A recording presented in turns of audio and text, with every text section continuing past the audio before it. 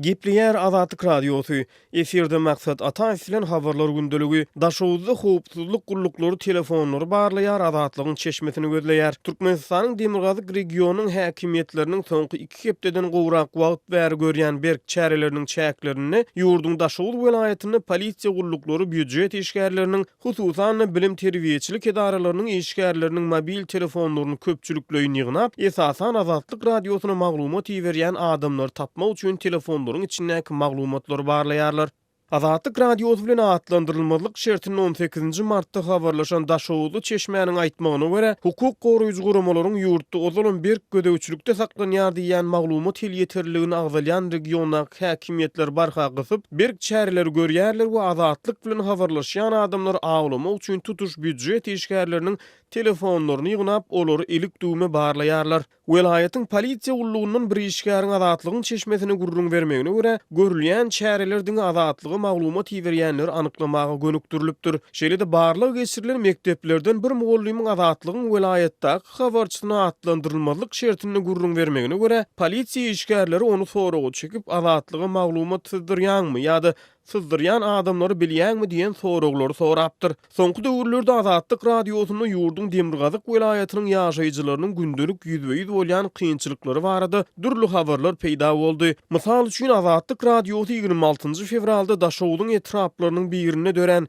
kepek nomotundan düşürüldü diýilýän video ýazgyny 15 fevralda un ýetmezçiligi baradaky gurrunlaryň ýaýramagynyň öňüni almak üçin häkimetleriň görýän berk çäreler baradaky maglumatlary şeýle-de 12 fevralda hojuluklardaky artykmyş unlaryň konfiskasiýa edilmegi baradaky maglumatlary paýlaşdy we halkyň duş gelýän gündelik kynçylyklaryny gün tertibinde saklady. Has goloýda ýagny 6 martda welaýatdan gelip gowşan başga bir video halk arasynda ýetir reaksiýa döredip sagdyn jemgyýet uğruna ýurtda alınıp barlyar diýilýän çäreleri azatlygyň ýyzarlaýjylarynyň şüpheli we soragly garamagyna getirdi. Görnüşinden bu ýagdaý halkara hukuk goraýjy guramalaryň Türkmenistanyň durmuşyň ähli ugurlaryny berk gödäwçilikde saklaýar diýip häsiýetlendirýän türkmen häkimetlerini ýynjylyksızlandyrýany çalym edýär. Ýadyňyzda bolsa welaýatyň güýç gullukları mundan ozalym halkara guramalaryň maglumat el ýeterliligine garşy görüşmek diýip häsiýetlendirýän basyrş çärelerine baş goşupdylar. Has takygy 2016-njy ýylyň 3-nji dekabr güni Daşowuz welaýatynyň güýjli olunjy gullukları Azatlyk Radiosyny mekan täşrif lakamy bilen çykyş eden Hudaýberdi Allaşew tutduk etdi. Daşowuzdaky mejburi paýta kampaniýasy azyk ýetmezçiligi we ençeme wagtlap saklanan aýlyklar barada maglumat taýýarlan Allaşewiň tutduklyk döwrüne gynananlygyny we karşı haýat bolanlar habar beripdi. Ýurdun syýasy durmuşyny ýygyrlaýan synçylar oňa bildirilen aýyplamalaryň toslamadygyny aýdýarlar. Allaş varadan takminan 2 ýarym aý geçen soň ýagny 15 fevralda şertli tutuluk hökümi bilen suwdyň jaýyndan azatlygy goýberilipdir diýip azatlygyň welaýatdaky çeşmeleri habar beripdi. Şeýle-de Daşowuzly çeşmeleriň tasdiklamagyna görä azatlygyň welaýatdaky habarçysynyň tutuk edilmeginden bir hepde soň ýagny 7 dekabrda yerli häkimetler welaýatyň käbir oba mekteplerine ýörüýte duşuşluklar geçirip, onuň dowamyny Azatlyk Radiosynyň gepleşiklerini internetden ýa-da Sputnik antennalarynyň üstü bilen dinlemeligi tapşyrypdyrlar. Şol bir wagtyň özünde agzalýan döwürde howpsuzlyk gulluklarının işgärleri çanagy antennalaryny Hotbird Sputnikine tarap bakdyrylyp oturdulan hojuluklary aýlanyp olaryň iýelerinden düşündürüş alypdyrlar diýip welaýatdaky çeşme şonu habar beripdi. Mälim bolşýaly Hotbird Sputnik arkaly türkmenistanlylar Azatlyk Radiosynyň gepleşiklerini dinläp bilýärler. Türkmenistan dünýä boýunça azatlyklara baha berýän Freedom House guramasynyň ýaýradýan hasabatlaryna ýyldan ýyla söz we metbuat azatlygyny dünýäde ýyzky orunlar eýläp, guramanyň 2017-nji ýyldaky hasabatynda da oňa azat däl kategoriýasynyň orun berilýär. Dünýä boýunça media azatlygyny gödäwçilik edýän serhetli reportyorlar guramasy hem 2016-njy ýyldaky hasabatynda Türkmenistanyň internet giňişliginiň ýiti çäklendirilýändigini aýdypdy.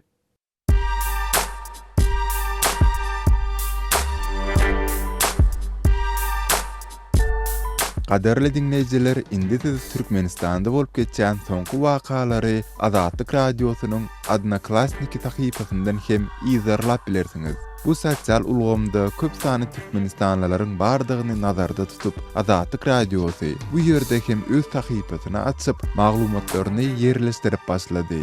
Bize goşulun.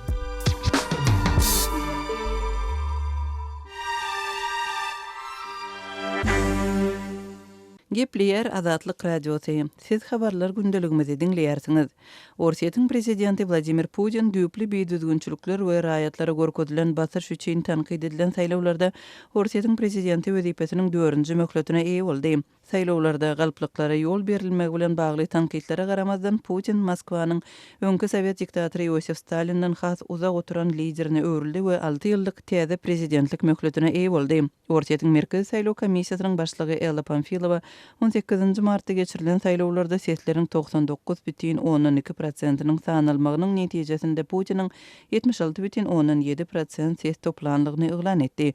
Saýlawlarda beýleki kandidatlar Putindan örän uzakda galdy. Ses berijileriň gatnaşyk derejesi 67,47% ýa-da 73,36 million adama barabar boldy diýip Panfilova 19 martda telewizion çykyşynda aýtdy. Saýlawlaryň öňü ýeresinde Orsiýetiň mediasynyň Kremliň ada agzalmadyk çeşmelerine salgylanyp habar bermegine görä hökümet ýylatyň gatnaşyk derejesiniň 70% boljagyna we sesleriň 70%-nyň Putin'e beriljegine garaşypdyr. Orsiýetiň opozisiýon kandidatlarynyň biri Ksenia Sobchak Orsiýet saýlawlaryny Türkmenistanyň saýlawlary bilen deňeşdirdi. Bize örän agyr 6 ýyl garaşýar özüne ses berijileriň ýokary derejesi we tas türkmen netijeleri bilen öpçün eden häkimet azatlykdan mahrum etmek boýunça has köp ygtyýarlyga eýe boldy diýip Sobchak belledi. Türkmenistanyň prezidenti Gurbanguly Berdimuhammedow Vladimir Putin'i prezidentlik saýlawlaryndaky ýeňişi bilen gutlady. Berdimuhammedow öz adyndan we hökümetiň adyndan Putin'e ýollanan gutlawynda Orsiýet halkynyň eden saýlawy Vladimir Putin'iň alyp barýan we ýurduň syýasy sosial durnuklylygyna hem ykdysady ösüşine gönükdirilen uğruna bolan uly ynamynyň we goldawynyň alamaty bolup durýar diýilip bellenýär. Türkmenistanyň prezidenti wezipesine geçen ýylda 90% ses bilen 3-nji gezek saýlanan Gurbanguly Berdimuhammedow Putiniň gol astynda Orsiýetiň hasyl üstünliklere eýe boljagyna we halkara sahnasynda öz awryny berkitjegine ynam baglady. Şol bıraktın özünde de Orsiýetiň prezidentiniň Türkmenistanda geçirilen saýlawlarynda ses berijileriň rekordly gatnaşyk derejesiniň hasaba alynanlygy habar berildi. 18 martda Aşgabat wagty bilen öýlen saat 12-de 12.000 adamyň ses berenligini Orsiýetiň RIA Novosti agentligi habar berdi. Saýlaw участоклary Türkmenistanyň paýtagtynda we 4 vilayet merkezinde işledi. Hususan Aşgabatda Orsiýetiň ilçehanasyndaky saýlaw участogynda ses berijileriň ýüzlerçe adamlyk nowatlary emele geldi. Yerden hova ýağışly boldy, adamlar gelip durdy. Adamlar 3 sagatlap garaşyp durmaly boldy. Nowatlar örän haýal ýöredi. Gartaşan we garra adamlar köp boldy. Olary nowatsyz geçirdiler. Gelenleriň köpüsi soňuna çenli durdular diýip Azatlyk radiosynyň Aşgabatdaky habarçysy gurrun berdi. Ses berip çykanlaryň biri saýlaw участогyndaky ýagdaý barada şeýle gurrun berdi. Men içine giremde 4 tane kabinka vardı ve içi görünüp duran gapyrjak. Adatdaky syýaly sanaw bolmady ve her geleni Orsiýet pasporty boýunça ýazga alýardylar ve adresini sorap ýazýardylar. Sumkalary daşarda galdyrmagy soradylar ve pasport boýunça barlyk ramkasyndan geçirip içine saldylar. Sanawa alynan wagtynda gelenler üçin stollarda gymmat bahaly süýjüli tarelkalar goýulypdyr. Diýip 18 martda Orsiýetiň Aşgabatdaky ilçehanasyndaky saýlaw участогynda ses beren Aşgabatly saýlawçy gurrun berdi. Azatlyk radiosynyň Türkmenistandaky habarçysynyň maglumatyna görä Orsiýetiň ozalky prezidentlik saýlawlarynda şeýle aktivlik bolmandyr. Şol bırakdyda soňky ýyllarda ýurduň daşyna göçüp gidýän Orsiýetlileriň sany gitdigiçe köpelýär. Köp adam öz jaýlaryny eýem satdy ýa-da satyba çykaryp gitmäge taýýarlanýar diýip habarçymyz belleýär. Türkmenistanda ýaşaýan Orsiýet raýatlarynyň takyk sany nämälim galýar. Dürli maglumatlara görä häzirki wagtda Türkmenistanda Orsiýetiň onlarça müň raýatynyň ýaşaýanlygy aýdylýar. Azatlyk radiosynyň Türkmenistan baradaky iň soňky we täze maglumatlaryny howpsuz ýagdaýda öz mobil telefonuňyzda okumak isleýäňizmi? Onu Azatlyň Telegram sosial ulgamynyň sahypasyna ýazylaň. Bizi gözlew bölümine Azatlyk radiosu ýazyp tap bilersiňiz. Biz bilen Telegram arkaly ýagny goşmak belgisi 420 724 168 983 we goşmak belgisi 420 773 797 383 telefon belgileri bilen habarlaşyň. Biz siziň şahsiýetiňiziň gizlin saklanjakdygyna kepillik etýäris. Gepleýär Azatlyk radiosu. Habarlar günneligi gepleşigimizi men Sahra dowam etdirýärin. Aşgabatyň halkara aeroportundan Türkiýe we Dubaýa gitmegine ruhsat berilmedik türkmen raýatlarynyň atlarynyň Türkmenistanyň migrasiýa gullugynyň gara sanawyna goşulandygyny uçary goý berilmedik türkmenistanylar aýdýarlar. Ýatladyp geçsek, geçen ýylyň iýun aýynyň başynda Azatlyk radiosy bilen habarlaşan türkmenistanylaryň ençemesi özlerine hiç ile düşündürüş berilmeden Stambola we Dubaýa uçjak uçary goý berilmän ýygyna gaýtarylandyklaryny gürrüň berdiler. Dubaýa Türkiýe gitmekçi bolanda uçary goý berilmedik raýatlaryň ählisin diýen ýaly migrasiýa gullugy özüniň gara sanawyna goşdy. Mysal üçin şol raýatlar gaýtadan başga ýurda gitmekçi bolanda ýekelikde ýanyna çagyryp öňkü gidip bilmedik gedeklerini ýatladyp, sen öňem bellikde dursun, bizi bidar etme, gidip bileňok sen diýip jogap berýärler. Hiç il günäň bolmadan bizi we biz ýallary beýdip gara sanawda saklamaklary gaharyny getirýär diýip anonim şertde habarlaşan türkmen raýaty aýtdy. Şeýle-de ol mundan ýarym ýyldan gowrak wagt öň Dubaýa we Stambola gitmekçi bolanda ýygyna gaýtarylan türkmenistanylaryň ýygy-ýygydan soraga çekilip, olaryň häzirki wagt näme bilen meşgullanýandygy barada sowallaryň berilýändigini sözüniň üstüne goşdy. Bir kanun ýygyna gaýtarylan raýatlaryň köpüsiniň öýüne geňeşlikden ýürite adam gelip näme edýändiklerini we nirede gezip ýörendiklerini soraýarlar. Käbirlerini bolsa geňeşliklere çagyryp soraga çekýärler. Öz hökümetimiziň bizi beýdip nähak kösemekleri uly adalatsyzlyk diýip türkmen raýaty ruhsat berilse köp adamyň daşary ýurda gidip işlemekçidigini aýtdy. Azatlyk radiosy bu mesele boýunça maglumat almak üçin Türkmenistanyň döwlet migrasiýa gullugy bilen habarlaşanda idaranyň jogapkär resmileri bu maglumaty tasdiklamakdan ýa-da inkar etmekden ýüzegirip, haýsydyr bir kommentari bermekden saklandylar. Geçen ýylyň iýun aýynyň 5-ine Türkmenistanylaryň ençemesi özleriniň we başga bir näçe adamyň ähli resmi namalarynyň hemde iş we syýahat wizalarynyň bardygyna garamadan Stambola we Dubaýa uçjak uçary goý berilmändiklaryny habar beripdiler. Şonu uçary goý berilmedik ýolagçylar özlerine näme sebäpden ýurtdan çykarylmaýandygy barada anyk resmi düşündürüş berilmändigine, muňa derek 2 ýyl türme tosoglugy bilen haýwat atylandygyny gürrüň beripdiler. Ýurtda hereket azatlygy, raýat we syýasy hukuklar baradaky halkara konwensiýa tarapyndan kepillendirilýär we Türkmenistan bu konwensiýany baryp 1997-nji ýylda tassyk etdi. Şeýle-de Türkmenistanyň öz kanunçylygy hem raýatlaryň ýurtdan erkin çykmak we ýygyna dolanyp gelmek hukuklaryny kepillendirýär. Emma muňa garamadan soňky aýlarda daşary ýurtlara sapar etmek isleýän käbir türkmenistanylaryň syýahat mümkinçilikleriniň çäklendirilmegi, ýagny olaryň uçary goý berilmeýändigi barada Azatlyk radiosyna wagtal maglumatlar gowuşýar. 13 fevralda Aşgabatyň halkara aeroportunda aglabasy lewaply we daşowuzly denanlardan ibaret ortaça 70 ýolagçynyň Stambola sapar edýän uçary goý berilmeýändigini, munyň netijesinde olaryň kiçi çäkde protest geçirendigini Azatlygyň paýtagtdaky çeşmeleri habar beripdiler. Adam hukuklaryny gorap çykyş edýän halkara guramalarynyň ýyllyk hasabatlarynda Türkmenistan ençeme ýyl bäri dünýäniň iň bir ýapyk ýurtlarynyň hatarynda agzalyp gelýär. Öz sewitingizde bolýan wakalar barada Azatlyga maglumat bermek isleseňiz, biziň Facebook hasabymyza ýazyň. Bizi gözlegi bölümine Azatlyk radiosy ýazyp tap bilersiňiz. Siz suratlaryňyzy we videolaryňyzy hem ýollap bilersiňiz. Azatlyk siziň şahsiýetiniňizi gizlinlikde saklar. Siz bolan wakalar barada maglumat beriň, biz hem habar bereriz.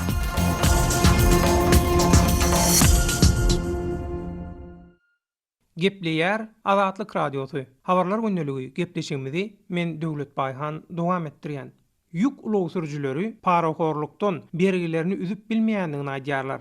Türkiýe ýüke gatnaýan türkmen sürüjüleri organy we howpsuzlyk işgärleriniň özlerinden zor bilen ýygyderli ýagdaýda paz alýandygyny, bu sebäpden inni bergilerini üzüp güzeran aýlap bilmejek ýagdaýa ýetendigini öňe sürýärler. Howpsuzlyk sebäpli adynyň efirde agdalmadlygyny sorap, Azatlyk radiosyna ýüz tutan Lewap welaýatynyň Sakary etramynyň Lewap daýhan birleşiginiň ýaşaýjylary bolan ýük ulaw sürüjüleriniň aýtmagyna görä, yerli polis we howpsuzlyk işgärleri özlerinden Türkiýe ýüke gatnap ýörsiň, gowjak azanýansyň onda, hani bermeljeňi berde, soň arkaýyn işläber diýip ýygyderli ýagdaýda zor bilen para peşkeşkem paç alýanlygy sebäpli inni tanış bilişlerinden we dogun garnaşlaryndan alan bergilerini üzüp bilmeýärler. Bizden ýygyderli ýagdaýda paç alynmagy sebäpli ýük ulawlarymyzy radyomyzyň tehnika hyzmat tölegleri üçin dogan garnaşlardan hem tanış bilişlerden 5-10 000 dollarlap kart pulu almaga mecbur bolýarys. Tölemeli bolýan pajymyzdan naşaryn inni oňly girdejem gelenok. Häzirne ýurtdaky ykdysady krizis sebäpli daşary ýurtlara ýüke ogolkular ýaly gatnaman bilmeýär. Şoň üçin hem illen alan bergilerimizi üzüp bilmejek ýagdaýa düşdük we karzylarymyz sebäpli gaty kösenýär. Üzüp bilmeýän bergilerimizden daşaryn güzeran aýlamagam inni gaty kynlaşdy we aýalym bilen çagalarmy Türkiýe häkmet migrantlygyna iý bermeli boldum. Organ we howpsuzlyk işgärleriniň ýygyderli ýagdaýda paj almagy sebäpli iş hem maşgala durmuşum dargady diýip Gutçulu owasundan bolan ýük ulow sürüjüsi Azatlyk radiosuna beren maglumatyny aýdýar. Azatlyk radiosuna ýüz tutan türk ýük ulow sürüjülerem öz türkmen kärdeşleri ýaly Türkmenistanaky paraworlugyň diýsen ýaramaz täsir ýetirýändigini, bu sebäpden ol ýurda ýüke gidenleriň käme hal girdejisiz diýen ýaly ýa-da boş ýüksüz ýyzyna dolanyp gelmeli bolýanyny görüňlerýärler. Azatlyk radiosuna interwiu beren türk ýük ulow sürüjüsi Muhsin bolsa, türkmen kärdeşlerine duýdurşyk bildirmek bilen olar bilen bir näçe günlükde ýollo gawatlaşyp eden söhbetini Türkmenistanaky täze ýagdaýlar barasynda maglumat edinendigini aýdýar. Mesela 9300, 400, 500'ü bulduğu zamanlar oldu. Yani ben kendim 9300 dolara gittiğimi biliyorum. Türkmenistana ol İstanbul'dan 9000-9500 dollara ýüke gidip gelýärdik. Häzir ýük gatnawynyň tölegi 3000-3500 dollara şenli pete gaçdy. Bu bahalar diňe türklere däl, eýsem türkmen ýük ulow sürüjülerine hem degişli. 3 gün ol Azerbaýjandan dolanyp geldim we ýolda türkmen ýük ulow sürüjülerini gördüm. Olar bu işin ogolky syýaly girdejili däldigini aýdýarlar. Türkmenistan yol palysy üçin türk ýa-da türkmen tapawdy ýok, para peşkeş alman göýbermeýär. Şoň üçin hem türkmen kärdeşlerime duýgudurşyk bildirmek isleýärin. Gynansaňam Türkmenistanyň ýük ulow sürüjülerine arkaýyn işler ýaly oňoýly şert ýok diýip Türkmenistan'da polis Türk vatandaşıdır ayrımı yapmıyor. Bir tek gümrükte oluyor o problem. Ama yoldaki polisler senden 1 manat alacaksa onu alacak, yani bırakmıyorlar. Türk sürücü Muhsin sözleriniň üstüne ýetirýär. Sözü jemläp aýtsak, Lewap welaýatynyň Sakar etrawynyň Lewap daýhan birleşiginiň daşary ýurda gatnaýan ýük ulow sürüjülerinden ýygyderli ýagdaýda paç we para peşkeş alma barasynda Türkmenistanaky degişli resmiýetlerden nähilidir bir kommentariýa almak Azatlyk radiosyna başartmady. Azatlyk radiosu Telegramda. Bizi Azatlyk radiosu sözü bilen tap bilersiňiz. Azatlyk radiosu arkaly öz maglumatlaryňyzy ýyla ýetirmekçimi? Biz bilen Telegram arkaly ýagny goşmak belgisi 420 724 168 983 we goşmak belgisi 420 773 797 383 telefon belgileri bilen habarlaşyň. Biz siziň şahsiýetiňiziň gizlin saklanjakdygyna kepillik etýäris. Gepriyar Azatlyk radiosu habarlar gündeligini men Araz Perveş dewam etdirýärin. Ýewropa Birleşiginiň daşary işler ministrleri öňkü ors içarisynyň öldürilmegini berk ýazgaryp, Londonyň hüjümüň aňysynda ýatan Moskwa diýen çaklamasyna aşa çylnakay garaýandyklaryny aýtdylar. Britaniya we onuň ýaranlary 4 martda Sergey Skripal bilen onuň gyzy Yulianyň nerflere ziýanly madde bilen zäherlenip agyr ýagdaýa düşmegine Moskwany jogapkar edýärler. Birleşigiň 28 ministriniň 19 martda Brüsselde geçen duşugynyň beýannamasyna Britaniya hökümetiniň ýokary ähtimallyk bilen Ors Federasiýasy jogapkar diýen çaklamasyna Ýewropa Birleşigi aşa çylnakay garaýar diýilýär. Ýewropa Birleşigi özüniň Britaniya bilen çäksiz raýdaşlygyny, şol sanda Britaniýanyň bu işe jogapkarlary adalet öňüne getirmek boýunça edýän tagallalaryny da goldaýandygyny yglan edýär diýip beýannamada aýdylýar. Orsiýetin öňkü harby aňty ogullugynyň işgäri Skripal Moskwanyň gizlin agentleriniň ençemesiniň kimlerdigini Britanlara paş etdi. Onuň özü bilen gyzy Angliýanyň Salisbury şäherine behuş tapylaly bäri agyr ýagdaýda keselhanada ýatyr. Ýewropa Birleşiginiň beýannamasyna hüjüm boýunça alınıp barýan derňeglerde Britaniýanyň hemiki ýaraglaryň gadagançylygy baradaky gorama OPCW bilen ýakynan hyzmatdaşlyk etmegini Birleşigiň gotlaýandygy aýdylýar. Kreml bolsa Britaniya Skripal bilen onuň gyýdynyň zäherlenmegine Orsiýetin eliniň bardygyny subut etmeli ýa-da ötünç soramaly diýýärini 19 martda ýene gaýtalady. Bu esasız ayıplamalara irogis cevap vermer bolar. Ya degişli subutnamalar bilen berkitiler ya da ötünç soralar diýip prezidentin sözçüsi Dmitri Peskov aýtdy. Brüsselde geçen duşukdan öň Britaniýanyň daşary işler ministeri Boris Johnson Orsiýetin öňki çağrısynyň zäherlenmegine eliniň bardygyny inkar etmegi juda manasyz diýdi.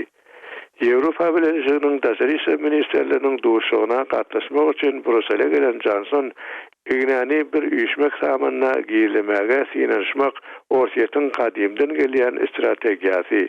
Olar inni hiç kimi aldap bilmerler diýdi. Johnson Orsiýetin inkar etmegi manasyz zat. Brüsselde şu stoluň başyna ýygnanan ýurtlaryň arasynda soňky ýyllarda Orsiýetin yaramaz we weýrançylykly hereketlerinden ziýan çekmedik ýurt azdyr diýip sözüniň üstüne ýetirdi.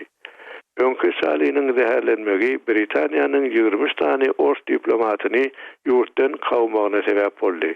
Moskwa hem şol sanyna Britan diplomatlaryny ýurtdan çykarjakdygyny aýdýar. Hüjümün aňyrsynda ýatan Orsiýet diýilýänini prezident Vladimir Putin reddetýär. Gepler Azatlyk Radiosu.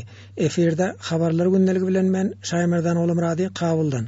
Demirgazyk Awganystanyň Faryab welaýatynda da howpsuzlyk şertleri yaramazlygynda galýar. Şaýollaryň howpsuzlygyny üpjün etmegem Awgan güýçlerine başartmaýar. Aýgytly golda watly Birleşen Halkara güýçleriniň esgerleri hem Faryab welaýatyny terk etdi. Ýöne welaýatda ýagdaýy gadalaşdyrmak boýunça Awgan güýçleriniň ýeterli tejribe ýedigini Faryab welaýatynyň hakimi Hemayon Pöwzi belledi. Jeňçilere garşy harby operasiýanyň başladylandygyny bildirip Pöwzi şeýlediydi. Deýuly ma muhalifin rahna ما راهایشان رو مسدود کردیم. Şaýollaryň howpsuzlygyny üpjün etmek üçin alada edilýär. Etraplardan hem jeňçileri ýygyna serpikdirmek boýunça harby operasiýa başladyldy. Nöwüdatly harby operasiýada jeňçilere garşy uly zarba uruldy. Meýmene Madar Şah ýoly ýollagçylar üçin açyldy. Awgan güýçleriniň jeňçilere garşy göreşde ýeterli tejribesi bar. Şaýolyň ugrunda onlarça harby postlar guruldy. Ýene-de harby postlar döredilýär. Eldeşlerimiz gorkusuz sapar edip biler diýip hakim Hemayon Pöwzi aýtdy. 60 posti emniyeti de tesis kerdیم. Faryab welaýatynyň etraplarynda jeňçiler hereket edýär. Welaýatyň paýtagty Meýmene şäherine hem jeňçiler we hem salýar diýip ýerli geňeşiň deputatlary aýdýar. Şerintagap atly etrabyň hakimi Şeref aganyň aýdýyşyça etrapda jeňçilere garşy harby operasiýa geçirmek gözüňünde tutulýar. Welaýatyň Astana baba atly sebitinde daşary ýurtly jeňçiler hem ýerleşipdir. Daşary ýurtly jeňçiler Serpil welaýatynyň Faryaba gelýär. Daşary ýurtly militarylaryň arasynda Özbegistanlylar hem bar diýip hakim habar verdi. Şu mantıqalarını ameliyat kılmaktadır. Astana bu Özbekistan'ya mardumlardan şu iki noktaya. Bir adı Sarpulgan, ulanı hoşu Sarpulgan joy bu. Faryab welaýatynda Awgan güýçleri bilen RBK atly ýerli ýaragylary hem jeňçilere garşy göreş alyp barýar. RBK'leriň halkdan zordan pul toplap alýandygyny ýerli elat aýdýar. Faryab welaýatynyň welaýat geňeşiniň agdasy deputat Seyit Abdulbaqy Haşimyň aýtmagyna görä, RBK atly ýerli söwüşçileriň bir komandiri ýüze golay ýaragylty bilen Talibana tabyn bolupdyr. Awgan hawa güýçleri şondan soňra Gulam Nebi Şija atly komandiriň merkezine hawa zarbasyny urdy. Hawa hüjüminde de asuda elat ziyan çekdi. Hoca Musa atly sebitde ýagdaý dartgyllygyna galýar. Jeňçilere goşulan komandiriň wezipesi Awgan serhetçi güýçleriniň düzüminde de diýip deputat aýtdy. Kumandan Guritalyga paýbast bolupdy. Hawaýy güýçler hem bardy. Hoca Musany Batqaq mantykasyga hawadan roketlerini urdy. Mardymdy Moskwy weýleriga teýdi. Kumandan Şawkaty Sarhabiýer, polis Sarhabiýer. Faryab welaýatynda Türkmenistanyň iberilýän elektrik togada jeňçiler izgiderli ziýan ýetirýär. Welaýatyň Islamgala atly regionda bolan uruşda elektrik geçirjisiniň sütünne we simlaryna ok degipdir. Şonuň netijesinde Meýmene iberilýän elektrik tog kesilipdir. Faryab welaýatynyň 9 etraby Türkmenistan bilen çäkleşýär. Türkmen-Awgan serhediniň boýunda da jeňçiler hereket edýär diýip welaýat geňeşiniň deputatlary ma'lum edýär. Hormatly radio dinleyijiler, şunuň bilen habarlar gündeligimiziň şu günkü sanyny geçirip gutarýarys.